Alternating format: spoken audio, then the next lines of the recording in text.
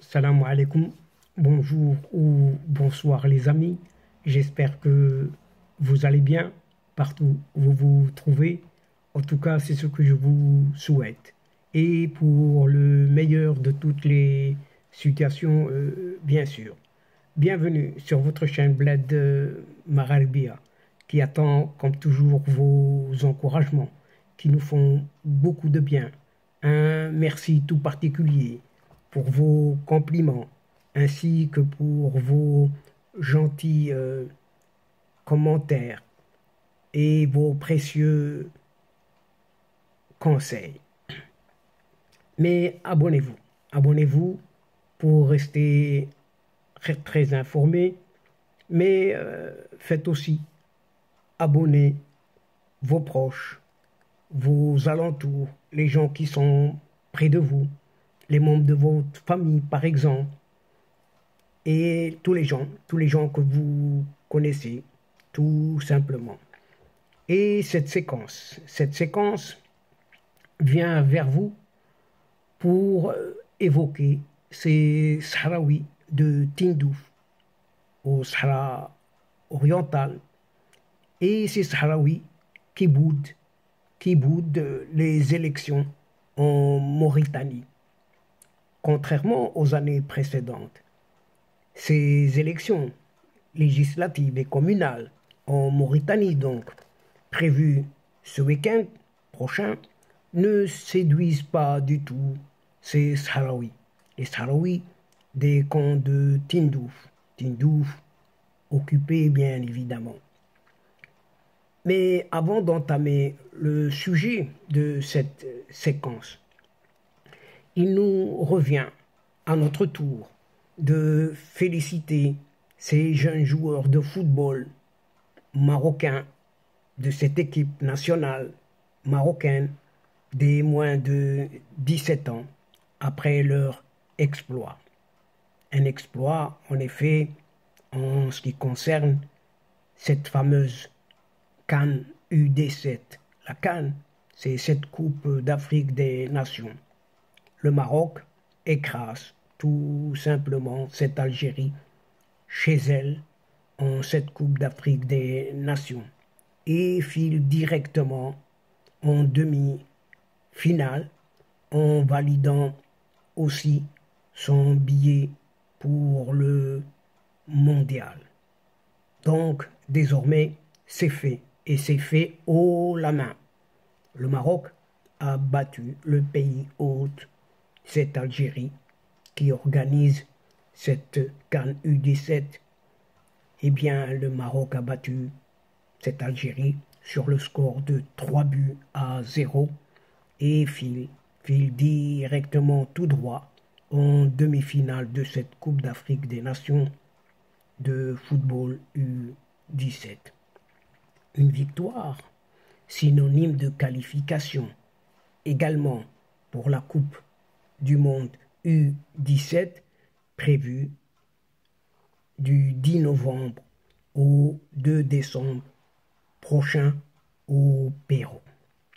Mes chers amis, revenons plus exactement au sujet qui nous préoccupe ici et maintenant et qui préoccupe la présente séquence. Eh bien, les Mauritaniens ont rendez-vous avec les urnes le week-end prochain. Des élections législatives et communales sont programmées simultanément le 13 mai prochain.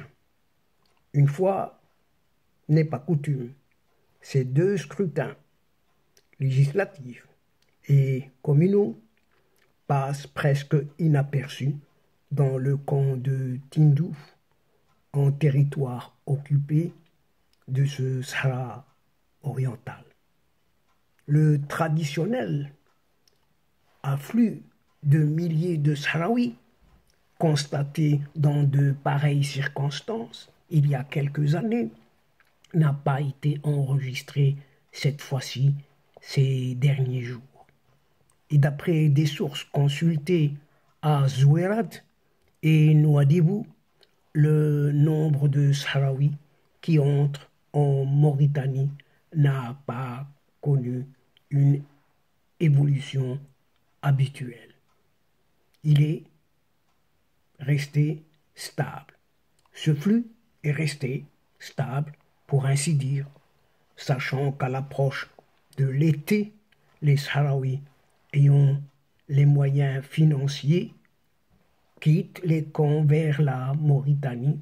C'est ce que souligne dans des déclarations un certain Mohamed Cheikh Lamine, le directeur de publication du site d'actualité Anba.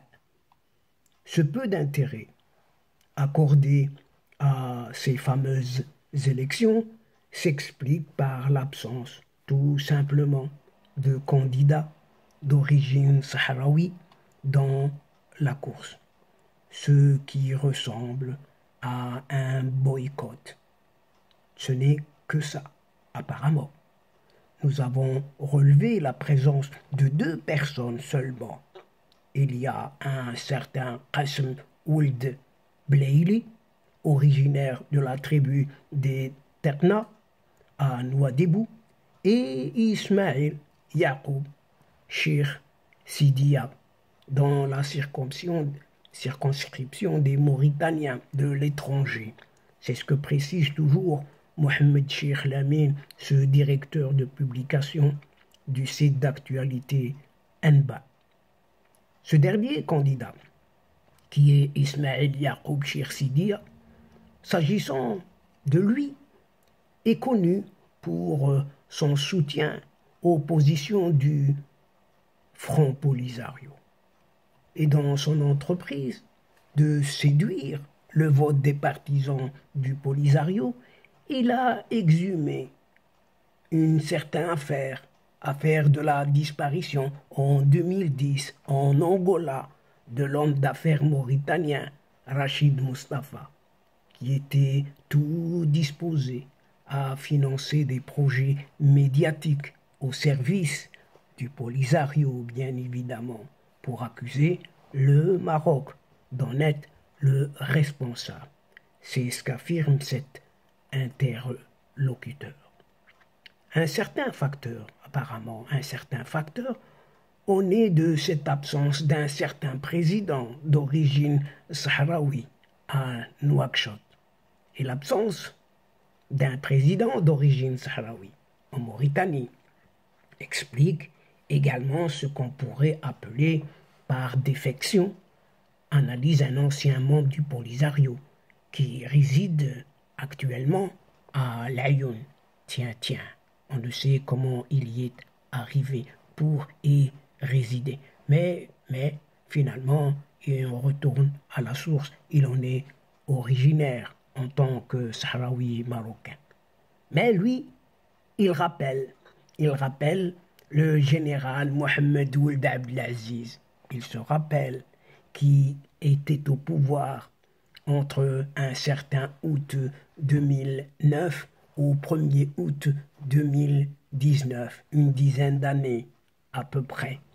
Et le colonel Mohamed Khouna Ould Aïdallah, c'est du 4 janvier 1980 au 12 décembre 1984, soit 4 ans, appartiennent à des tribus sahraouis, respectivement Ouled Bousba et Ouled Arous, ce qui n'est pas le cas pour l'actuel chef d'État, Mohamed Cheikh Ould Al-Ghazouani. Et pour mémoire, en 2013, quelques 6000 Sahraouis, tout de même, installés dans les camps de Tindouf, en terre occupée de ce Sahara oriental, avaient été invités à participer, comme de rien n'était, aux élections législatives et municipales en Mauritanie, bien qu'ils soient marocains, sahraouis, mais des élections boycottées tout de même par l'opposition. Et si l'afflux massif de Sahraouis des camps de Tindouf vers la Mauritanie ne s'est pas produit, la couverture des médias du Polisario aux élections mauritaniennes n'est pas aussi au rendez-vous. C'est pratiquement motus et bouche cousue.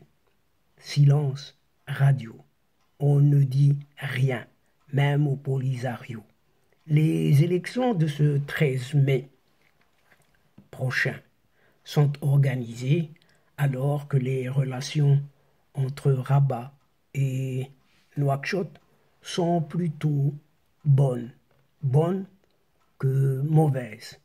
Mais depuis son arrivée au pouvoir, un certain 2 août 2019, ce président Mohamed Ould Cheikh El Ghazouani a initié une certaine ouverture politique, économique, sécuritaire et militaire sur le royaume marocain. On peut le dire ainsi, tout en maintenant les liens privilégiés avec une certaine Algérie, avec un certain régime de cette Algérie, et tout en gardant sous silence sa reconnaissance de son pays, la Mauritanie, vers cette vaste république arabe sahraoui démocratique actée en 1984.